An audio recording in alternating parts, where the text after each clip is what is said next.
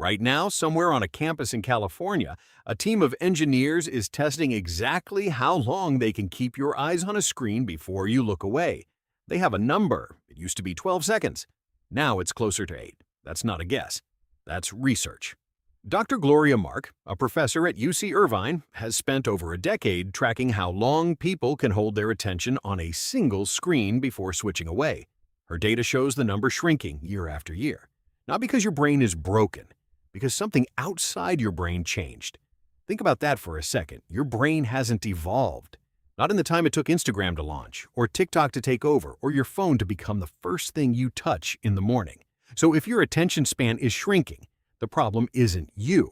The problem is what you're being fed. Here's where it gets stranger. The systems that hook you weren't built by accident. They were built using research on a completely different subject, gambling. Decades ago, a psychologist named B.F. Skinner ran an experiment with pigeons. He gave them a lever. Sometimes pressing it gave a reward, sometimes it didn't. The pattern was random.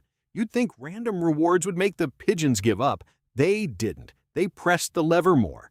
Randomness didn't kill the behavior. It supercharged it. That's called a variable reward schedule. And it's the exact same mechanism inside a slot machine. Now open your phone. Every scroll is a lever pull. Sometimes there's a funny video, sometimes a message from someone you like, sometimes nothing at all. You don't know which one is coming, so you keep pulling. Researcher Natasha Schull spent years studying casino design, and she found something unsettling. The machines aren't built to make you win. They're built to keep you playing. The industry even has a term for it. They call it time on device. Your phone was built by people who studied exactly that same industry. But here's the part almost nobody talks about. This isn't only about apps exploiting a weakness. It's about your brain doing something it was built to do, a very long time before phones existed. Picture your ancestors on an open plain 60,000 years ago. Survival didn't come from staying focused on one thing. It came from constantly checking the environment, a rustle in the grass, a shift in the wind, a shadow that moved when it shouldn't have. The humans who kept scanning, who kept checking, who couldn't quite settle into one task for too long. They're the ones who noticed the predator in time. They survived. They passed that instinct down. You inherited it.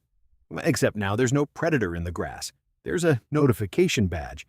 And your brain can't always tell the difference between a genuine threat and a red icon with a number on it. So when you feel that itch to check your phone, even though nothing happened, even though you know nothing happened, that's not weakness. That's 60,000 years of survival wiring being triggered by a piece of glass in your pocket. Which brings us back to that number. 8 seconds. It's not a limit your brain was born with. It's a target that products are now engineered to beat. Every layout, every autoplay, every subtle vibration is tuned against research like Gloria Mark's, built to win the exact game your ancestors were built to play. So the next time you pick up your phone for no reason and you put it down and pick it up again 30 seconds later, don't just tell yourself to have more willpower. You're not fighting a bad habit. You're fighting an engineered echo of an instinct that once kept your ancestors alive on the plains. And somewhere on that same campus in California, someone is already testing how to make that echo a little louder.